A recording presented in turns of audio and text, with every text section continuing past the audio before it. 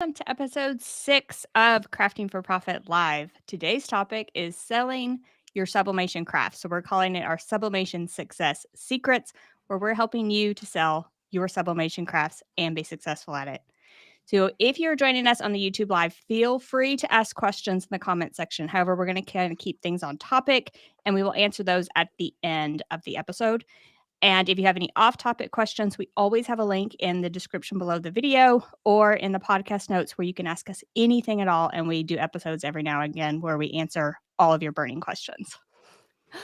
So, since you are here, you may be excited about sublimation, and we are excited about sublimation because coming up soon is Sublimation Camp.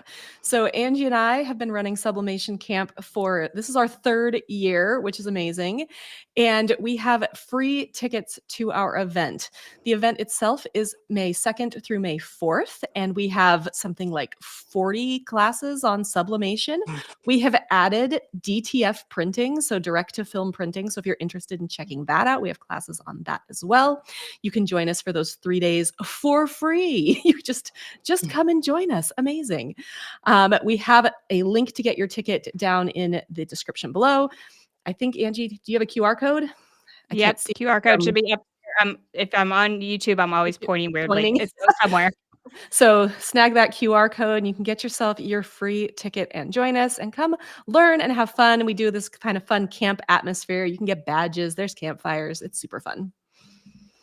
And then if you are watching the podcast or listening to the podcast, or watching that YouTube video, be sure to rate and review the podcast or give us a like and share on YouTube.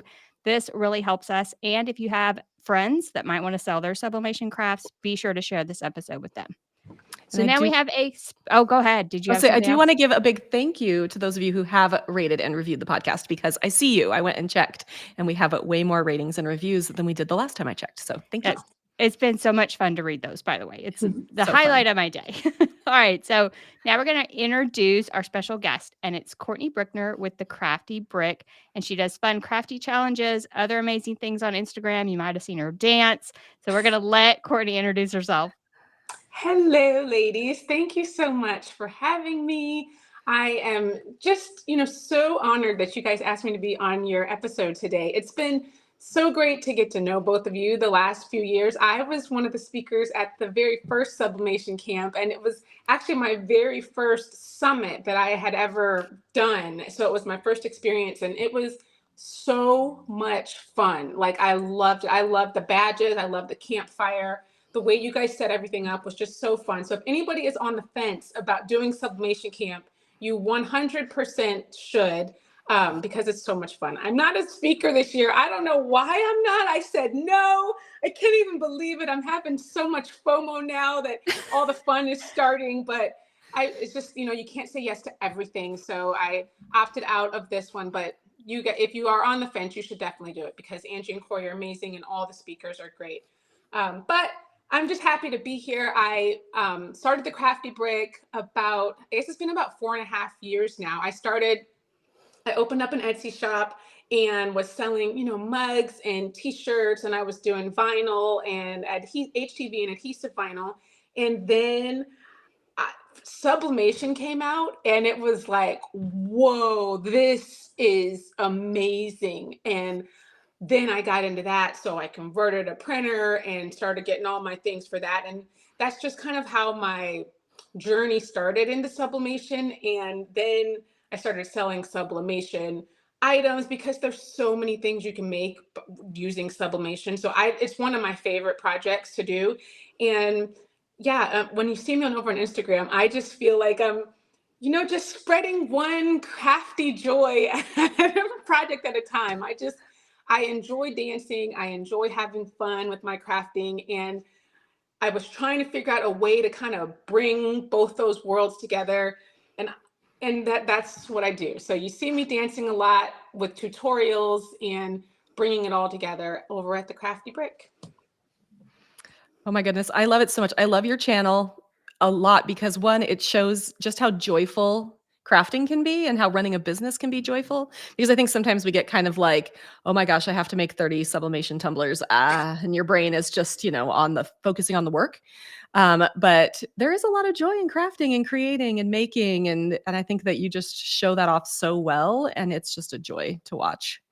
Well, thank you. Thank you. There is a lot of joy. I feel like there can be a lot of frustration as well. So I mean, let's not forget about that part. When you're getting into sublimation, it's a very frustrating process, and the amount of blanks that you waste in the beginning, and even sometimes when you're trying out new projects later on and you're pretty good at sublimation, you're still going to waste some blanks, and that can be frustrating. But once you get the hang of it, I feel like there is a lot of joy when you peel that paper back and you see those bright colors on your project. You're just like, oh my gosh, this is all worth it. Like, it's so pretty. I'm almost thinking we all need to add dance breaks to our day. Like that's what we need to learn from Courtney and add a dance break. When you're frustrated, you need a dance break.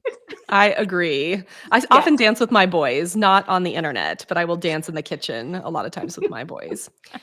So we have our questions here, but I feel like before we get into our questions, can you give us a brief overview? I mean, any of us could do this, but Courtney, could you give us a brief overview of what sublimation even is? Well, sublimation is the process of taking this special printer and special ink, and when you print it, it comes out, and when it comes in contact with the heat from the heat press, that ink turns into a gas, and while it's in that gas state, it comes into contact with the fibers of whatever you're working with, and then turns back into a solid and becomes part of that material, whatever it is. So it's just amazing. It doesn't wash off, it doesn't fade away, it doesn't crack and peel. It's just part of whatever item you're making. So I think that's what makes it so amazing.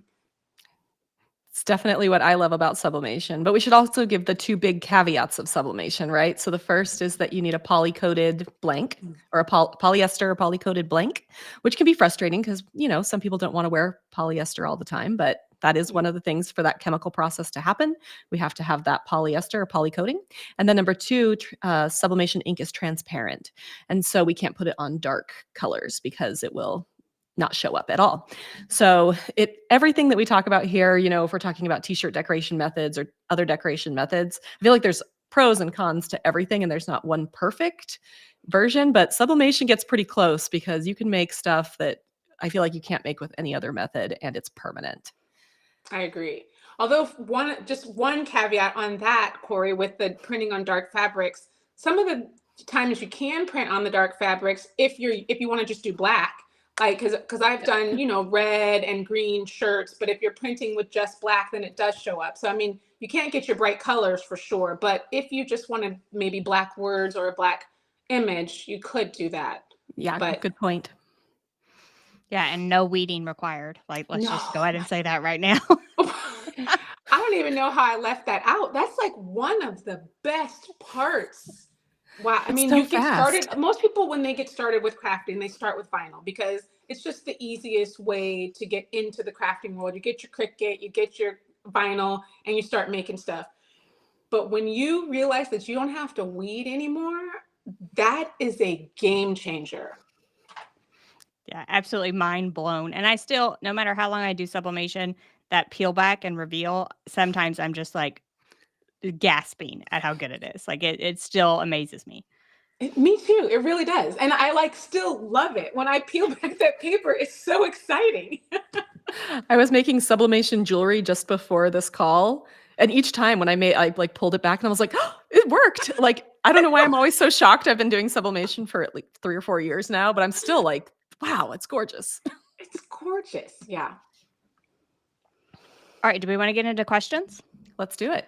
All right. So, question number 1: what are the minimum supplies you think someone needs to get started with sublimation crafting and selling their sublimation items? Well, I think the cool thing now with the way the market is, you can kind of get into it really very minimally. Like if you want to just get your toes wet and try out sublimation, you can start with infusible ink sheets. You can start with artistry markers and stamp pads and paints. Those are all things that you can do sublimation. So if you really don't want to get a printer just yet, you just want to try it out, I say try it out with those items. And then if you realize that you love it, because I mean, really with infusible ink, you still have to weed. So it is sublimation, but you still have to weed. So you don't get the full effect of sublimation. But if you realize you like it, those mugs are so fun to make with the infusible sheets and the t-shirts. Then I think the bare minimum is you got to have a printer. A converted one works great. I've converted my Epson, and that was, a very minimal investment as far as sublimation printers go and for the ink. So printer, paper, some butcher paper, and ink. I mean, and some polyester blanks. Am I missing something? That's all I can think of, that for bare minimum. The only other thing I can think of is some kind of heat source, depending on what you make. Oh, So, like heat press, yeah. oven, sublimation oven, tumbler press, mug press, just depending on what you make. That's the only other thing I can think of, right? Yeah, I think the projects I made today could be made with an Easy Press Mini because I was making these like tiny jewelry sublimation blanks. So I mean, like it's one of those things where it's like most will take a larger heat press, something you could do a Cricut Easy Press. But it was really fun because I was like, man, I could make a whole bunch of earrings just using my Easy Press Mini. I wouldn't even have to break out my big heat press. Yeah. Yeah, I and find that sometimes when I was starting with it, I only had an easy press. Like when I started crafting and when I started sublimation, I only had an easy press. And I feel like it's a good entry machine to have, but I feel like it increases your chances of ghosting and you just don't always get even pressure with it. So I find that if you really love sublimation, I think it's better to make an investment on a real heat press rather than just using your easy press. It's a great start. You can do it, but I think you're not going to love your results on a consistent basis with an easy press. I completely yeah, I would agree. say, yeah, and especially if you're selling your sublimation stuff, you're gonna have way more luck with a traditional heat press. One that auto opens even better because you can really churn out those things. Yeah, I agree. Somebody did mention in the comments that you will also need a way to clean your blanks. So a lint roller, alcohol, and a Oh, microfiber cloth. Not a huge investment there, but definitely something that you want to have on hand. yes. Yeah, because just to add to that, if you don't have that, I will let you know from personal experience. If you don't lint roll, you're going to get little blue dots on your project. The press, your sublimation area, it's going to look beautiful. The print is going to look fabulous, and then you're going to have white dot or blue dots all over where there was some lint and it turned blue, and it's incredibly annoying. So make sure you lint roll all of your items. Definitely. All right, so let's see. Question number 2. What are your favorite sources for quality sublimation blanks? Let's see. I really like Heat Transfer Warehouse. They have really good blanks. Um, I get a lot of stuff from Amazon too.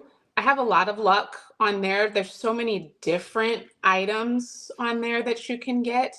Um, I used to use Conde, but they are closing now. And I'm so sad. So sad.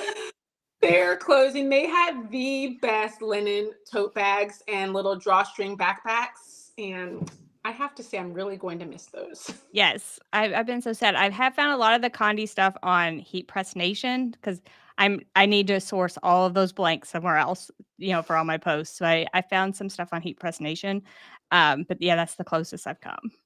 The other one that I have been finding some of those blanks was Craft Express was another Mm. website that has some really interesting blanks that I was finding on places like Conde that I couldn't find elsewhere. So that's another place to look.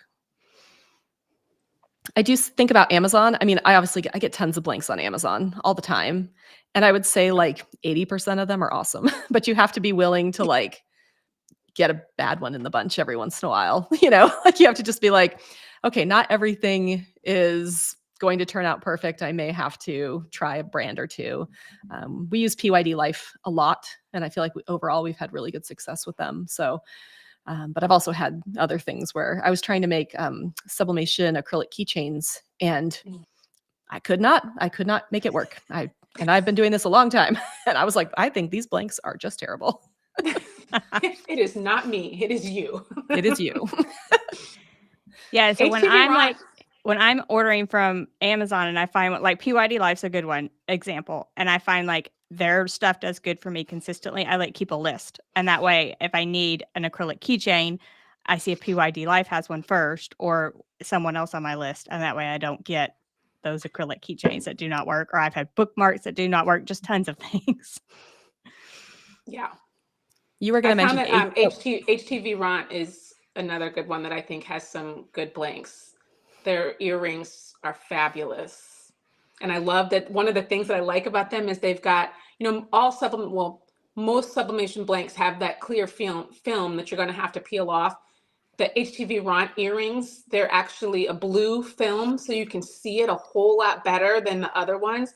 And you know that you took it off, because sometimes I have sublimated earrings and the film is actually still on there, so I've ruined it. But I like that HTV Ront has that blue film, and it makes it a little bit easier, so then I don't mess it up. Let's give a shout out. Yeah, I'm the queen of not removing that film. The queen. I feel like all of that film going forward should be blue. So if you are a blanks company and you are watching this video, you have 3 sublimation people here begging you to make that film something other than clear, because it is so hard to see. It really is. Yes, I agree. And then you ruin it. Like, it's annoying. I hate throwing stuff away. And then I do want to give a shout out to Artistry. I think they have some really good blanks. And I think Courtney, you do their blank of the month. Yes. They have like a blank of the month each month that is like a special edition. And a lot of times it's a really unique thing that I haven't seen other places. So I try to keep an eye on those as well.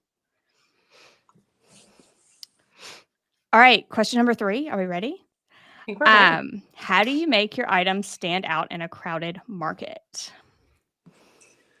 For me, I feel like it's just little things, like maybe something that you put in your package, like a thank you card that you put in there. I find that sometimes when I get stuff when I purchase from someone and there's a little card in there about their story, I read it. And if it's on like a cute postcard, I'm like, oh, this is cute. What is this? And then I see like, oh, this is a mom that, started this business and she's got 3 kids and she's supporting her family. Like, I like those backstories from things that I'm purchasing. And it makes me want to go back and get more stuff another time. And then, like, in addition to that, before even the sale, for me, I think it's really showing me, like, like in the beginning of my business, I know this is really even hard to like see with me, but I never showed my face ever. I really didn't feel comfortable in front of the camera, and I preferred to just I would show my hands making stuff. I would just show pictures of stuff. But then Reels came out a few years ago, and like I said, I was nervous about doing it, but my friend talked me into doing a reel with her, and I did it, and it was so much fun. And from that day on, I started posting reels, and I actually got into the videos. And I mean, that's who I am behind the camera. I just was nervous about doing it in front of, not really in front of people, but on camera in front of, for people to see. Like, I can do it at home, but for people to see, it was different.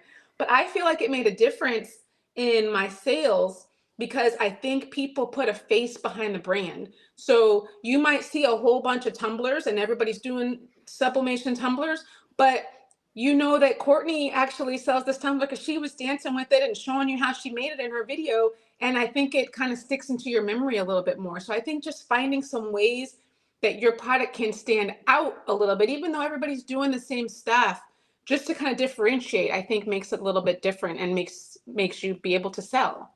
And I think I've seen you do videos on like make this order with me and or something along those lines. And I like those videos as well. Or like let me pack an order. I've seen people do that. Like pack an order with me. Again, I'm a sucker for a brand story, behind the scenes type of look into what people are making.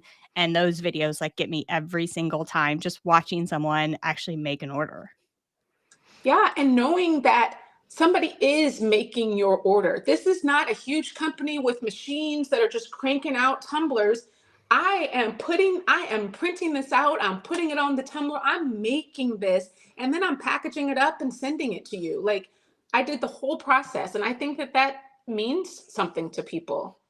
I think I've seen you also do a time lapse of making a whole bunch of, like, let's Mhm. make 30 of these, and you just set your phone up, you set it to that time lapse, and then it just kind of shows you the process of like, the batching of like, okay, we're moving from this station to this station to this station, and you're going, in order of like how you're making each of your products. And I find that stuff really compelling because it really shows like the process behind what you're doing. It also gives people an insight like, oh, maybe if I put my heat press and my printer in this configuration, things would work out better. Or, I didn't even think to have a cooling station, like a place to set everything. Yeah. I'm sort of setting them all over my room. Maybe I just need a little folding table or something to set everything I'm making on my heat press. Therefore, I'm not walking across the room to some other part of my, it just gives people ideas. And I think having multiple ways to show things, like what you guys were just saying, doing a post with time lapse, doing a post, fill an order with me, doing a post, here's how I made this, all kinds of different posts that are still, they're all telling the same story, but they're being presented a little bit differently. But I think showing you yourself is a big part of it. This was Yeah. And such, oh, go ahead. go and like that gives you insight into like the person behind the brand. And you can't be replicated. No matter how many people make tumblers, they cannot replicate Courtney and the way she does things and her energy and her dancing and her videos. Like you can't replicate that part. So it does make you stand out in that crowded market. And Yes. I wanted to like let people know that at least I understand like that it's really hard. Like I still struggle with getting my face on the camera. You'll notice that most of my reels don't have my face. I'm getting better. I'm doing more things with my face. I've got the podcast, I do YouTube now, but Angie can attest to how long it took her to be like, Corey, why aren't you posting on YouTube? And I was like, because I have a face, you know? And she was like, you just have to get over it. And so at some point I was like, I'm just getting over it because people aren't necessarily there just to like critique my face like I think about at 3 a.m. Right. It's that they're there to learn something or they're there to be inspired. They're there to laugh. They're, to all of these different things, but none of them actually have to do with my face. And I have Yeah. to remind myself that, just because I'm not necessarily like thrilled with the way I look on camera in this one video, nobody's going to notice. It's like they're just really excited to see what I'm making or what I'm doing. But it's a hurdle and it's a big one. And I think that we should at least acknowledge that it's tough. It is very tough. It is very tough. But I feel like once you do it, it gets easier. Like, and then it's still tough the second time, it's tough the third time, but you just keep coming back.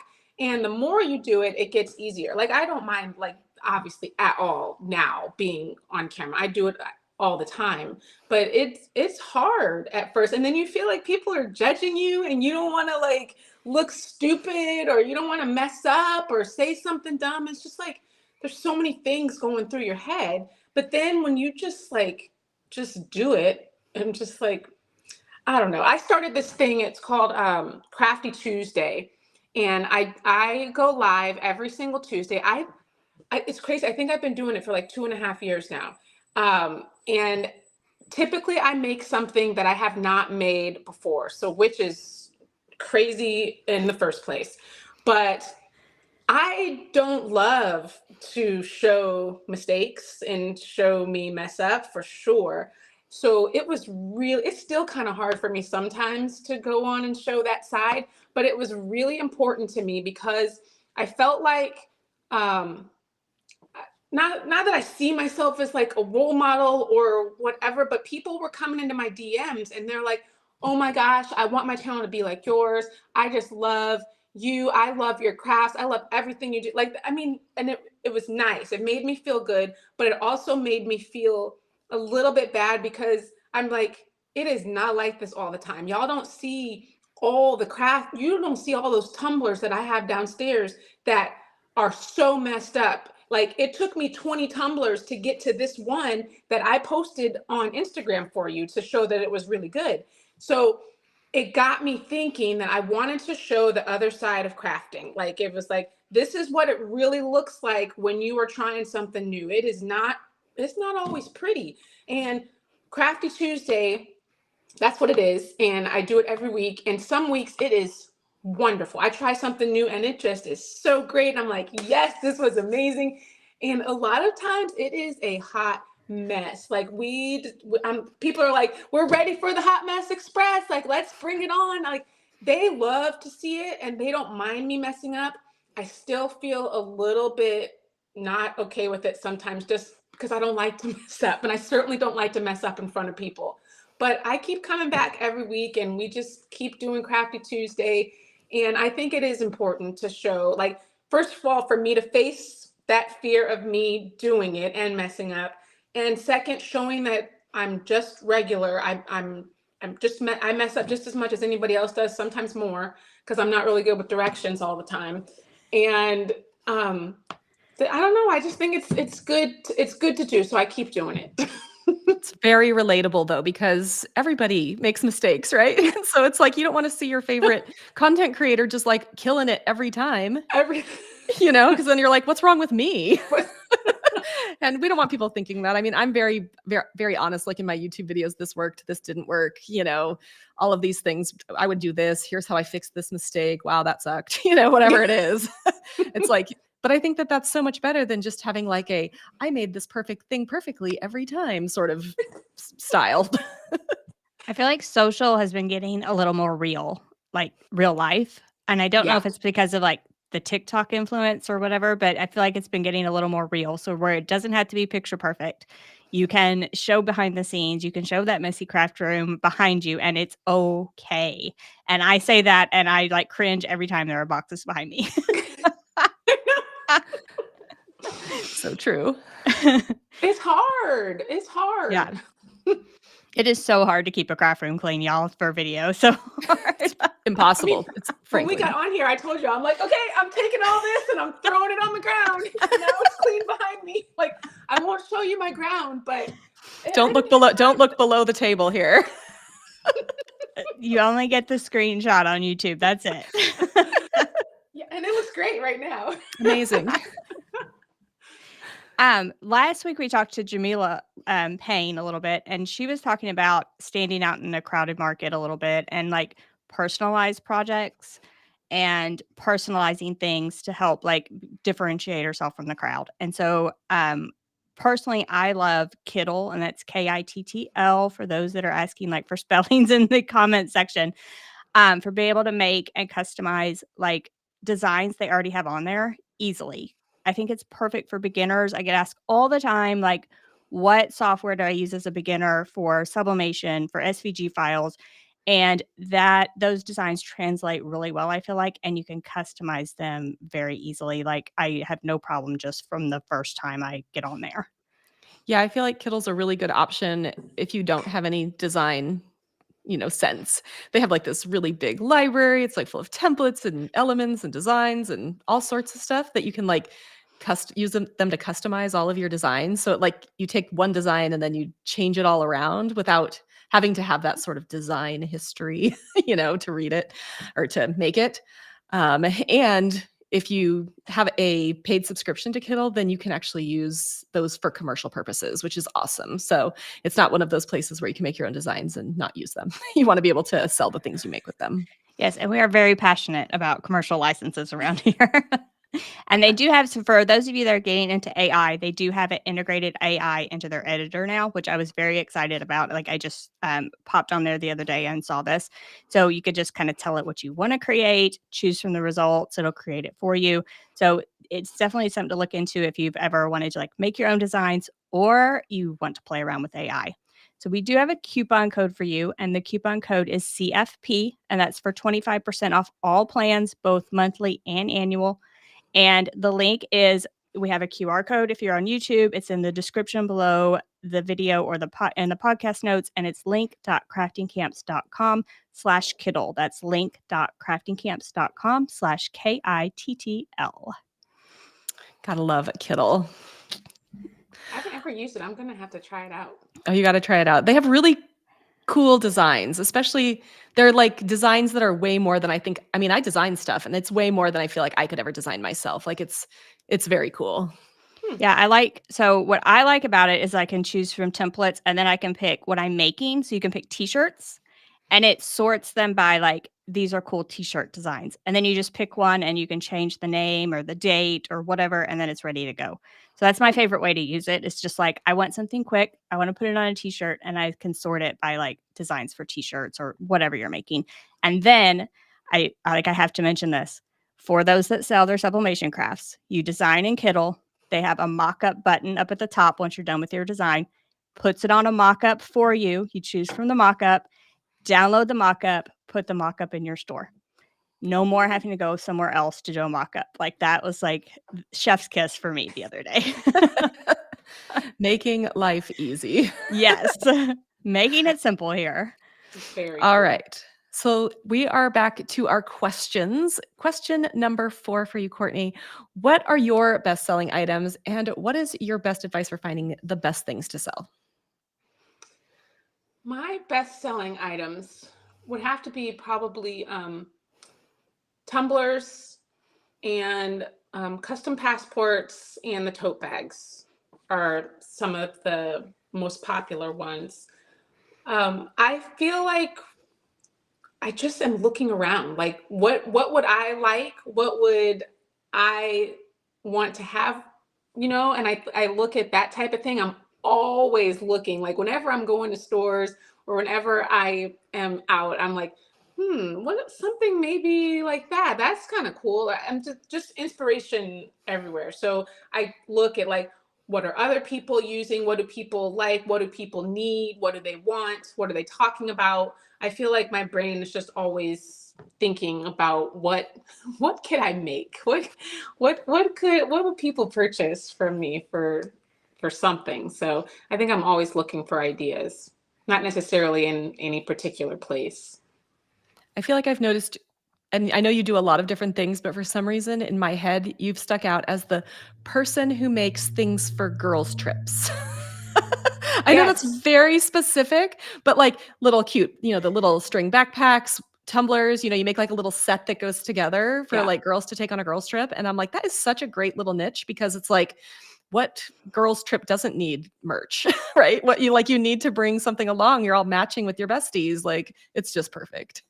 Yeah, the girls' trip and the bridal showers. And I got into that because I work with a travel agent, and she would give stuff to all of her groups of clients that were going on trips. So she'd be like, okay, Courtney, what can we give this group? They went to Jamaica last year and they already have the tote bag. So what else can we give them for this trip? And I'm like, oh, how about some tumblers? Or how about some passports? How about some luggage tags? So it's a lot of travel stuff that I do mostly.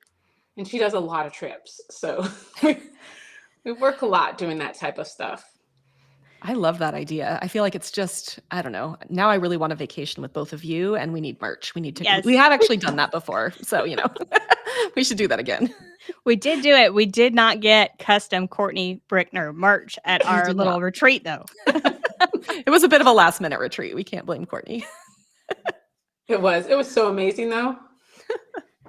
All right, so I feel like question 5 is just like leading into this. So, what is your best advice for finding customers or building a loyal customer base? And you talked a little bit about that, but any other advice? I think something else that is really important, I think, is responding to emails and responding to messages. Like when people reach out to you with questions, you can't ignore them. Like you're like, and it's bizarre to me when I respond to people and they're like, oh my gosh, I'm so happy that you responded. And I'm like, well, yeah, I'm going to respond. Like, I'm not going to ignore you. Like, I just think that customer service is important. So I think that that's a really big thing. And I'm telling you, I have not used companies before because they lacked in customer service. So you want to leave a good impression with people when they shop with you. So I think that that is really important. Respond to their questions in a timely manner, not like taking a week or so to get back to them. I think that's really important. I hear a lot of people who say things like, oh, I'm not on Instagram that much, so I missed your message.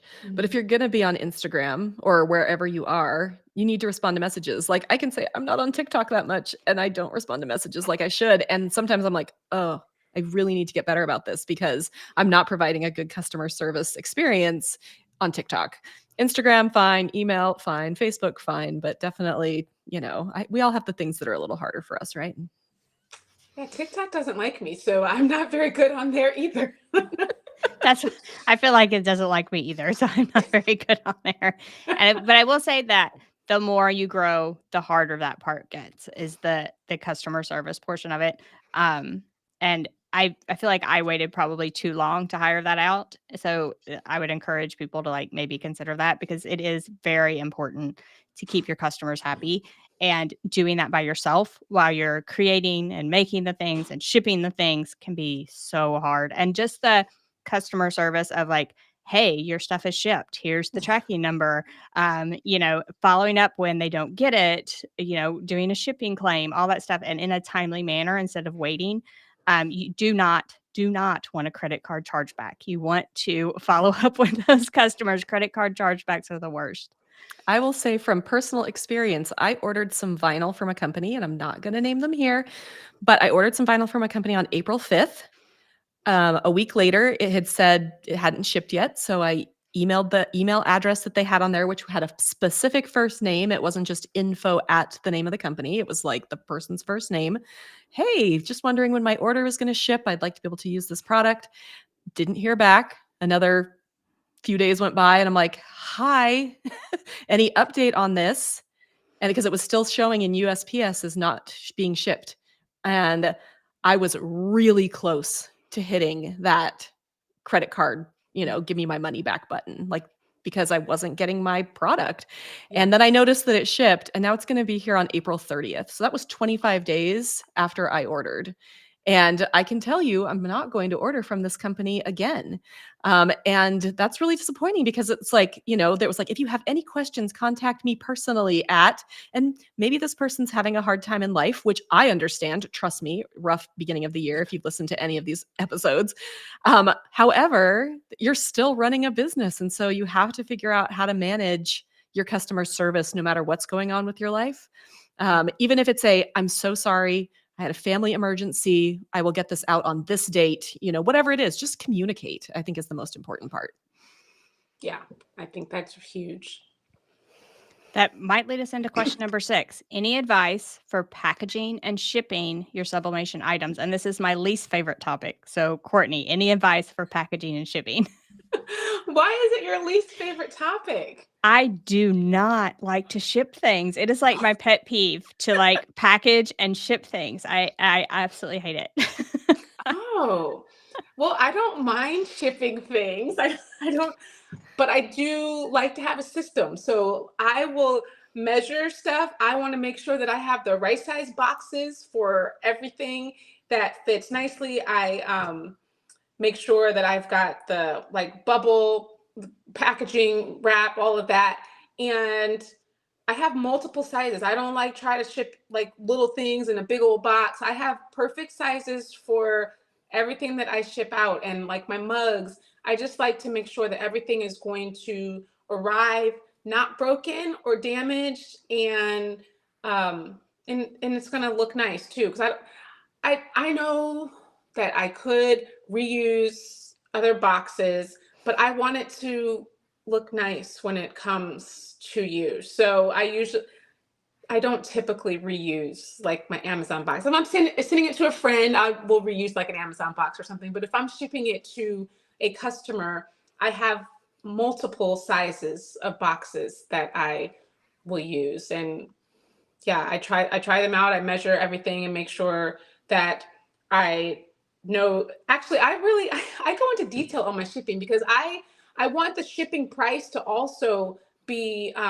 already figured out. So when I make a new project, I actually make it and I package it up just as if I'm going to ship it out to somebody in the box that I'm going to ship it in, and I weigh it so I know how much this project costs to send to somebody, and I never have to guess on that because it weighs this much all the time. I always package it exactly the same way. So then I can help calculate my shipping costs based on what I typically do is based on where the furthest away it's going to go from me. I calculate it like that, and then I can see, okay, so how much is this going to be? So that I have a system with my shipping, so it doesn't bother me that much. But I do like to make sure everything is all lined up and good to go. Do you have a shipping partner that you work with, like Pirate Ship or Shippo? I usually use Pirate Ship. And then do you add a Courtney Brickner touch to anything that you ship, stickers or cute fillings or cards or anything like that? I have a card, just like it's not necessarily a business card. It's a little card. I like to just write a little handwritten note, like just thanks from Courtney. It's nothing super crazy, but I throw that in there, and then I made some stickers, and it's just that goes one sticker that goes on the outside, like thanks for shopping small. Like, Easy. actually, what does it say? Your pack, my pack. I don't know. It's super cute though. I'm gonna get it because it's so cute. I just love this little sticker. My business baby small, but your order is a big deal. And I really like those. So I put those on the outside of the package. That is is a very very cute cute. saying. Yeah, I love that. I love all the little touches when you order something from someone that's selling handmade. Like just the little touch, like the handwritten note. That's enough. And it gets me to like, oh, she look at this handwritten note. Courtney wrote me a letter. It takes a lot for me to write a handwritten note. So when I get one, I'm like, oh, they took the Oh, time. Yes, me too. All right. So this one I feel like is one that we kind of get questions. Do you do anything special for the holidays or like certain seasons for your business? you know, I do some. I wouldn't say that I focus a lot on holiday stuff. I try to have, like, I do the travel stuff. I do stuff that kind of works all year round. And then if I just feel like it, I will do some holiday stuff, but I don't necessarily like, oh my gosh, I got to do some Easter stuff. I got to do some Christmas stuff. I try to have stuff that just sells all the time. I feel like that's just an easier way to go. I mean, there is a great reason to plan for holiday markets and, holidays, Black Friday and all of these things. But like my business relies mostly on sort of that evergreen stuff, like that just goes all year round because Yeah. it's nice to have that bump at Christmas. And if you are running a handmade business, you'll probably get a bump at Christmas or, the holidays or whatever. However, it's really hard if that's your main thing. And then June rolls around and you're like, I'm dying. Yeah. I guess Father's Day is in June, but yeah, I choose to not really do that. And I feel like it's more stressful just because then you got that big, huge rush of orders at a particular time. Whereas I just prefer to have just, orders throughout the year. And there's also that rush when you're making seasonal, if you're selling online, to make all those things, to take a picture, to do the listings, to get them up in time because you need them up way before the holiday actually hits. So, yeah, it's a lot if you're going to do the seasonal holiday type of thing. Yeah. And the way my planning is set up right now, it is like, I just can barely think of it. I'm thinking of Mother's Day right now, and it's like in a couple weeks. I'm like, I'm a little late. Aren't we all? Yeah, I feel like I should be working ahead, but I'm absolutely not right now. I'm just not. But I'm okay with it. I feel like there have been times where I have worked ahead and it's been great. I'm just not in that era right now. I'm just trying to get through this week era, and I think it's okay. That's I need also a called 2024. I need a shirt that says I'm in my just trying to get through this week era. Yes. Yes. Like that.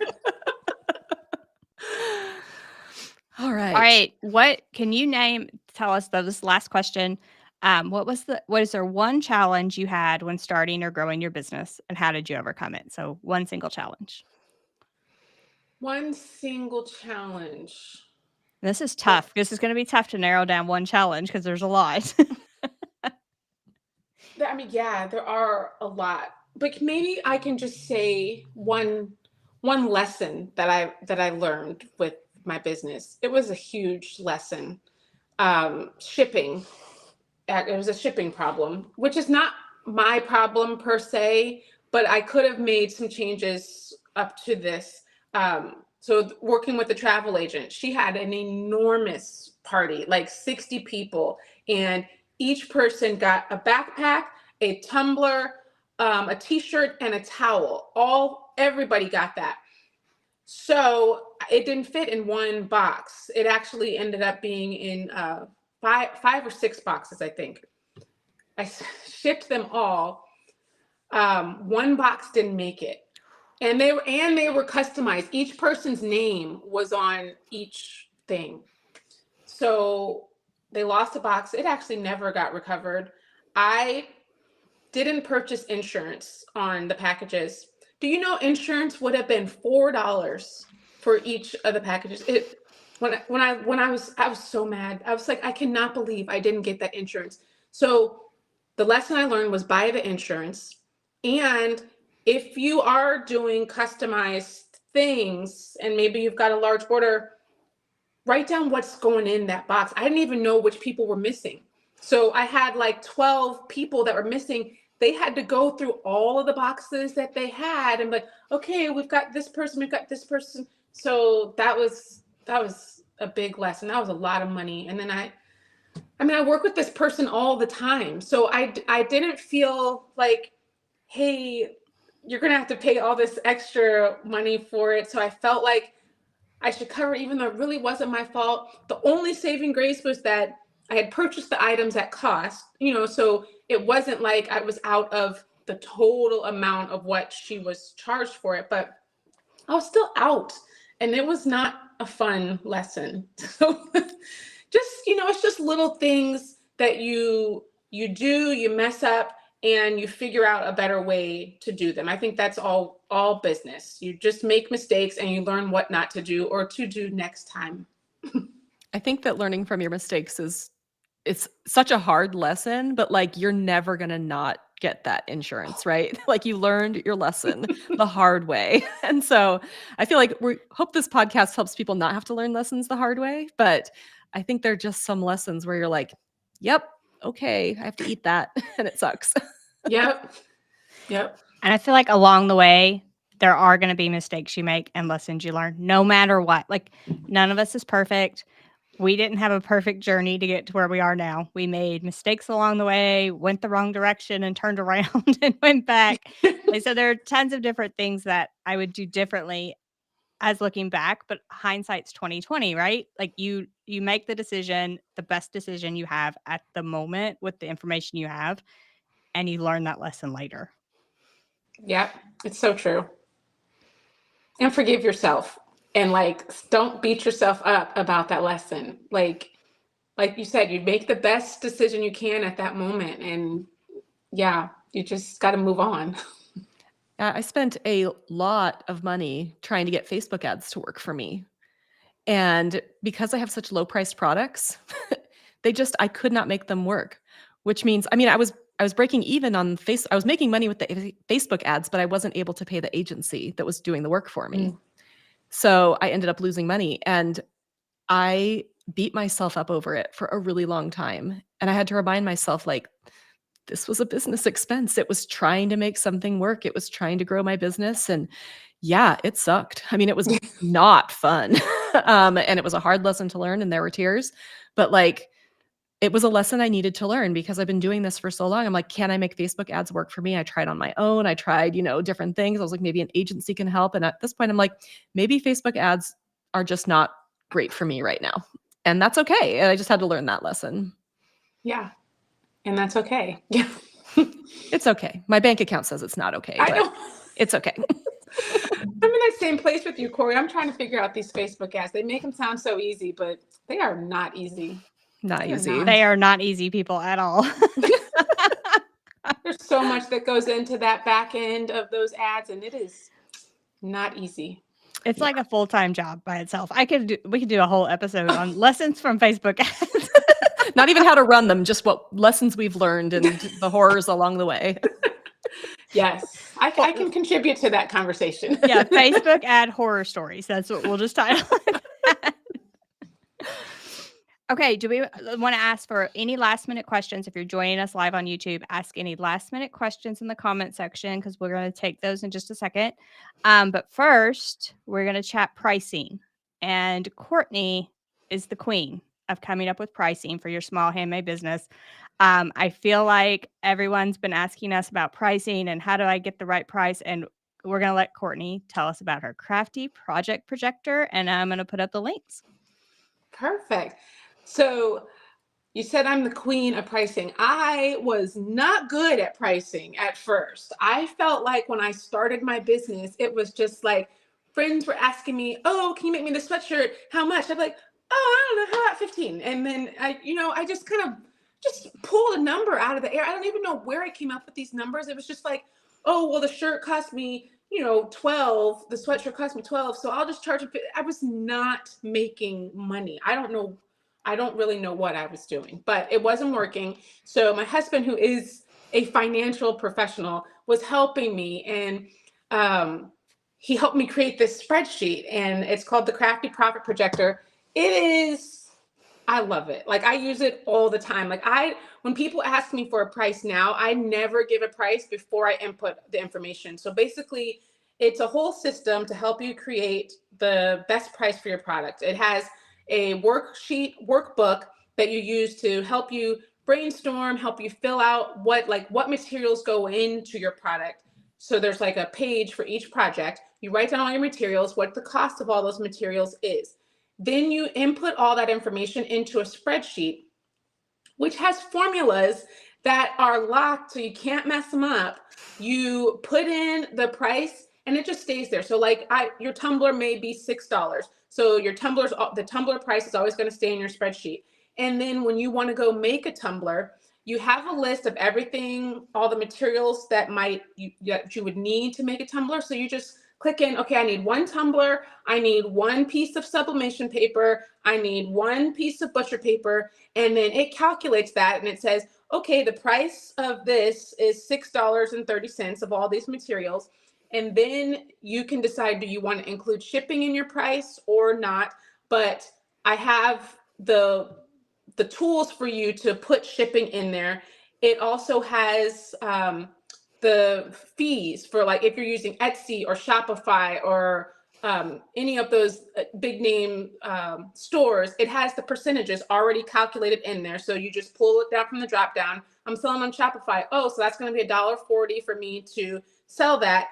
And then at the end of everything, it says, okay, well, if you sell it for this price, and you can change that price at the beginning. You want to sell it for $15, it'll say, oh, that's 0%. And you're like, oh, well, that's not a good price. Let me change it. Let me put maybe 25.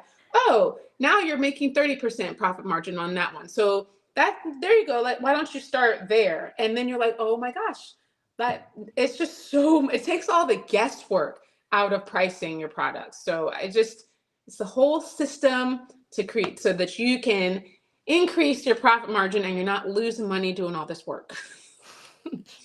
We are not fans of people losing money. I assume it also calculates your time in there? It does calculate your time, yes. So yeah, it does everything for you, the whole system. Excellent. So if you guys want to get 10% off, you can use the code Crafting for Profit at link.craftingcamps.com/Courtney, and that will get you to the Crafty Profit Projector. That's Yes. like a mouthful. It's a lot of words. Crafty Profit Projector, and you get 10% off. I mean, pricing is one of those things. It's one of the things we see the most questions about, and Courtney's system makes it easy, and we are all about easy. All Yes, about easy. I'm not doing math. We should have practiced. I feel like Crafty Profit Projector is a tongue twister. We should have practiced saying it before we went live. Just going to call it the CPP. CPP. CPP. Okay, I am looking for a very specific question that I know I saw. So let me scroll just a second here. This has We had a been lot of so talking fun. in the chat today. What'd you say, Corey? We just had a lot of comments in the chat today. Well, I'll do this one right now. The question is, I sublimated a tumbler with a black background for a friend. She had it for almost a year, but it looks completely faded out. Do you have any idea how this would happen? I wonder, is it just over time, like being in the dishwasher over a period of time with that heat and the detergent? I think that it could possibly wear down like that over time. Yeah, that's what I'm thinking. So I like when you sell your sublimation crafts, I would definitely include like a little care tag type of thing with them. Because yes, they could put that in the dishwasher, but you should do top rack only and no high heat cycles at all. So no like sanitized cycles, no high heat dry, no nothing like that, because that can kind of reactivate that ink and fade it out over time. And then the other thing I'm thinking as well, and I had someone talk about this the other day to me. If they were like taking the tumbler, like, you know, you're at your sink and you clean it and then set it on a windowsill, if the sun is directly hitting it over a long period of time, it could happen as well. So anything that would cause like high heat for a long I would period of time. also say leaving it in the hot car in the summer could be another thing. If you take it with you, you know, it's got your ice drink in it, and then you leave it in the car. I used to live in Northern California. It was 1 billion degrees in the summer. And, you know, if it's in a metal container, that thing's going to get really hot, and it's going to get hot enough to resublimate the ink as well. All right, next question. The mini gets hot enough for sublimation? That's good to know. And I wanted to pull this up because, yes, the mini gets hot enough for sublimation. So, Corey, you want to talk about those earrings? Yes. So I was making sublimation earrings and necklaces and charm bracelets. I mean, there's a lot of really cool blanks out there right now for sublimation. And each of the little, I mean, it's just these little tiny discs that you sort of glue into the jewelry frame. They're small enough to easily fit under that Cricut Easy Press Mini. And so if you hit the button 3 times and you go down to that third level of heat, that gets you to that 400 degrees, which is hot enough for sublimation. All right, this is a fun one. What other heat press do you guys recommend? I got the HTV Ron Auto Press. I'm having problems with inserting t-shirts, hoodies. I'm planning on returning it. So do we each want to like do some heat press recommendations? Courtney, you got any? Yes.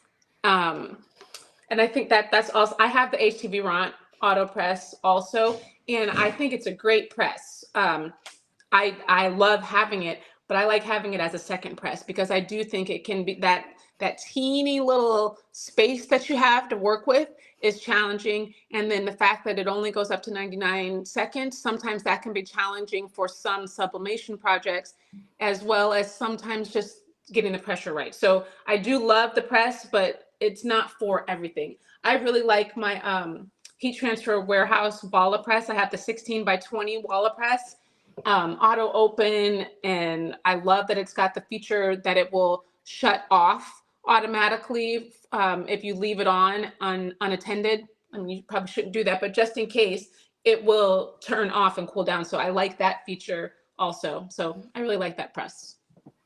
I have the Walla press, the 15 by 15 Walla press from Heat Transfer Warehouse. It does not have the auto open, which for me, I'm okay with because I don't tend to batch products quite like you do. I understand why the auto open is really great, but I tend to have problems. I don't know if it's me or what, but I tend to have problems with like ghosting.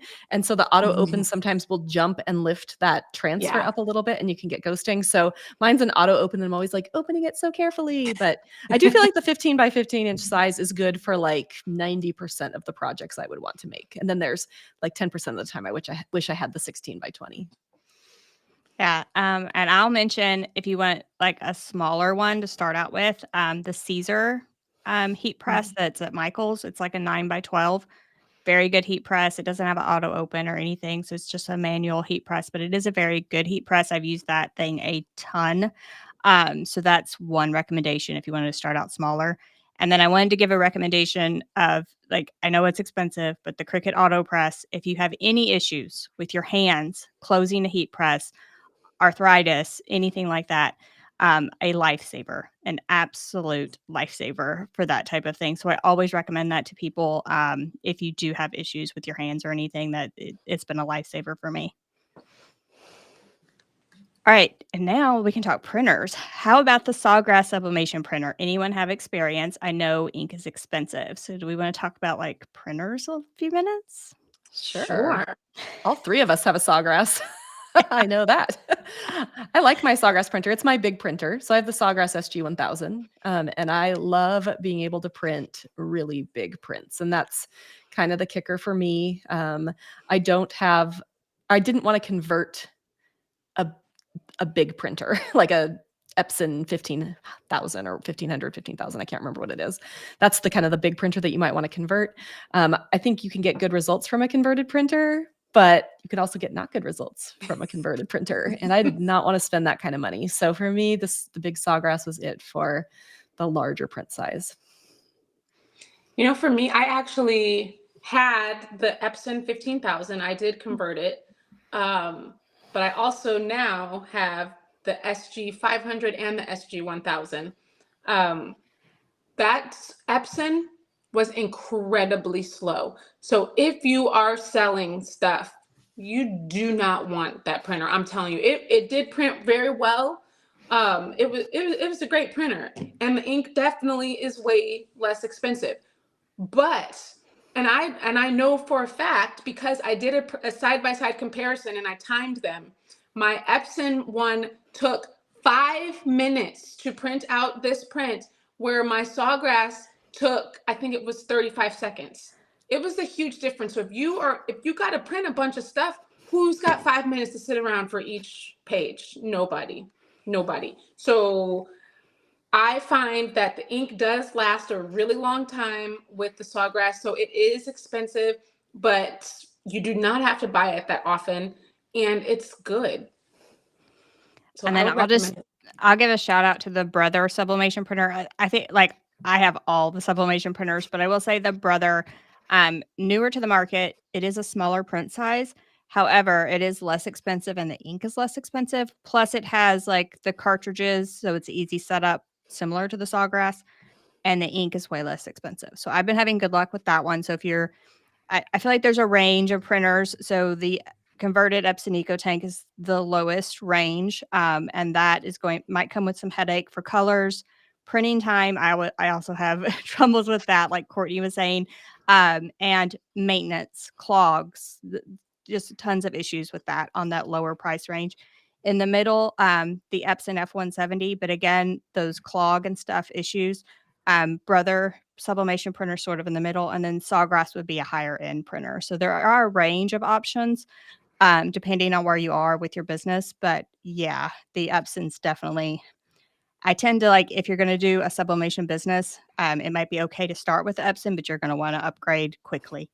Yeah. But wait, do either of you have the Epson sublimation printers? Yeah, I do. It's the Epson F170.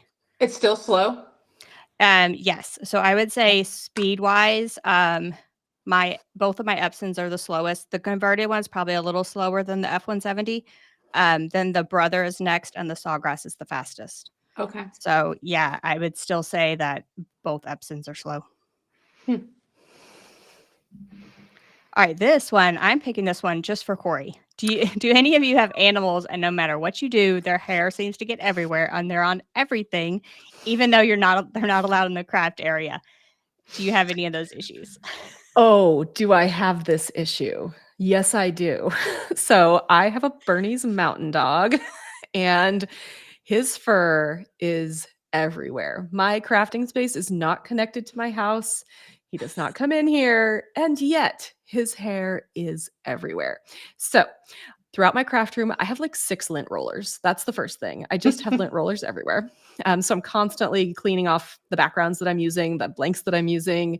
I also really learned how to use the cloning tool in Adobe Lightroom, when I'm editing my photos, I clone out a lot of dog hair in my photos. So I feel like there's just at some point you can't get around it. You just need to be really vigilant. I mean, I'm constantly making sure I'm cleaning my blanks because that dog hair will sublimate and you'll get blue squiggly lines on your projects. But I don't think there's really a way to prevent it other than maybe making your craft space into like one of those crazy things where like they make microprocessors or something in the clean room, right? Where you have to walk through and wear like a special suit. But I mean, it really is. It's a problem. I understand. I have dog hair everywhere. If I was selling a lot of things to the general public, I think I would probably have to put that I live in a dog, a dog house. Because I think if somebody was pretty allergic to dogs, no matter what I make in here, maybe not with hard blanks quite as much, but with tote bags or anything like that, I'd be like, my mom makes purses and she makes them out of recycled materials, a lot of times jeans. So she'll go to Goodwill or whatever and buy jeans and make purses out of them. And she and I are both very allergic to cats. And she was sewing with a pair of jeans one time. And by the end of sewing this purse, her eyes were swollen and she had that deep, scratchy voice. And she knew like that they had had a cat in the home and she could totally tell just from this pair of jeans, even though it had been washed a couple times. So I do feel like, if it's really important or you think you might have a problem with pet hair, it might be good to, tell people that. That's a good tip. All right. What's the best for tumblers? Toaster oven or press? Well, I'm just gonna say that I just got an oven like maybe 5 weeks ago. I've only had a tumbler press, but boy, oh boy, can I do more tumblers in an oven than I can with a press. Like initially I was like, oh, 7 minutes is kind of a long time to wait for a tumbler. But when you're talking about 7 minutes and you can get 7 tumblers, I'm like, oh, what have I been doing with my life? Like, I think if you're going to be making multiple tumblers at a time, then I think the oven. But if you're just wanting to make a tumbler, then I think the tumbler press would suffice. I don't know. I feel like they both have benefits and drawbacks. I don't know. Like, so I will say for the toaster oven or sublimation oven, I do add the shrink wrap around the outside. So it's extra step, extra product that you would have to use, extra things you would have to account for. But in the oven, I can do all kinds of different tumblers and blanks. Like it doesn't matter the shape, the size. If I have some shrink wrap that'll go around that bad boy and it'll fit in the oven, I'm going to sublimate something. I'm going to sublimate dog bowls, huge dog bowls, all the way down to shot glasses. So that's why, like, I will not get rid of my oven. However, like you said, a press can be quicker. Like you're intrigued by the 60 seconds. But you do have to be there, right? So you have to like rotate it, pull it out, put the next one in. So yeah, I don't know. I'm on the fence. For some reason, I don't even know why. Maybe because I knew we were talking today, but random thoughts by Courtney. I woke up this morning and thought, if I had to choose, this is so crazy. If I had to choose between what I would get for if I had to have like equipment, it would be like between a press, a tumbler, and a mug, or a mug press and a sublimation oven. I woke up this morning and thought I would want a press and an oven. I don't think I would get a mug press or a tumbler if I didn't have the money for both. I think I would probably get an oven because of what you said. You could do everything in there. Whereas I was thinking of like the flat acrylic blanks, the nameplates for the tops, and all these other things that you cannot do in a mug press, but you could do a mug or tumbler in your oven. So Courtney thought this morning that it should be a sublimation oven and a heat press. I think if I only had two to choose, I'd get a flat press and a oven. Even though I find, working with an oven just is a little fussy, right? Because you got to do the shrink wrap and you got to peel the shrink wrap. And, there is just a little bit more to it. I do feel like overall it's just way more like of a versatile machine. Okay, I'm pulling this question up for me. Have you found any blanks for planters? I cannot tell you the number of hours I have spent searching for this because I am a plant lady and I want to sublimate my own planters. So the answer is no, but it will be coming to my YouTube channel if I find them. It's something I've looked for as well because also a plant lady. And I just want to be able to make my own planters. I think that would be amazing. So again, if you are a blank company and you're watching this video, we want planters and we want planters and we want film that's not white or clear. Yes. We have requests, please. That could be a whole episode, requests for people who make stuff. Someone was asking for clarification between the Sawgrass printers. Anyone want to say like the differences? Sure. Oh, go ahead. Go ahead, Corey. So there's two. There's the Sawgrass. Well, there's two older ones, but I'm going to go with just the two that are on the market now. The Sawgrass SG500 prints 8.5 by 14, just standard size. I mean, 8.5 by 11, yes, but then the tray extends a little bit, I think, to print that larger size. You can do 8.5 by 14, and you can also add that bypass tray to the back so you could print long, but only 8.5 wide. Right. So 8.5 wide, basically. Yes. And then with the Sawgrass SG1000, it is 11 inches wide. With the bypass, you can do, I think the roll is 13 inches wide, and then it's on a roll as well. So you can do, it's like by 52 inches or something. So if you really need to do like a lot of printing, you can do that. Of course, that also, you have to buy the bypass tray. It doesn't come with the printer, and then you have to buy the giant roll of paper. So there are other costs, but that's basically the difference, is the size of paper you can use. Okay. I just have to say hi to Kawanda because I know her from my channel. Hello. And then, does it have to be a sublimation oven, or can it just be an oven? So let's talk a little bit about safety a little bit. So when we're talking about ovens, so sublimation gases, you do not want them anywhere near your food as it's sublimating. So you never want to sublimate in something you're going to cook food in. So never use like your household oven. So you want a dedicated oven of some type. Now, this can be what is termed as a sublimation oven, which is listed on Amazon. PYD Life makes them, and it just says sublimation oven. Or you can use a convection oven, that, small countertop convection oven that you would use like in your kitchen. However, again, never use it for anything else once you get the convection oven. You can also use an air fryer. I know that some people have had really good luck with like a basket style air fryer. I tried my best. I've got one sitting over there that's basically going to the dump because I can't use it for food now, but I tried all sorts of different settings and I never got my air fryer to work. So if you're thinking about maybe an air fryer because it's less expensive, I would maybe not do that. I would probably get a convection oven if you're looking. Yeah, and I will say my sublimation oven, I do feel like it gets more consistent heat. So I tend to go with the actual sublimation oven and not like my countertop convection oven, but I have tried both. Yeah. All right, so I think that's all the questions from the chat. So thank you so much, Courtney, for joining us today. You all be sure to follow Courtney, especially on Instagram, if you want to see all those dancing videos. I know we mentioned them several times. Like, you want to see her dance. Oh my goodness. We were so glad to have you here. And don't forget to join us for Sublimation Plus DTF Camp, May 2nd through 4th.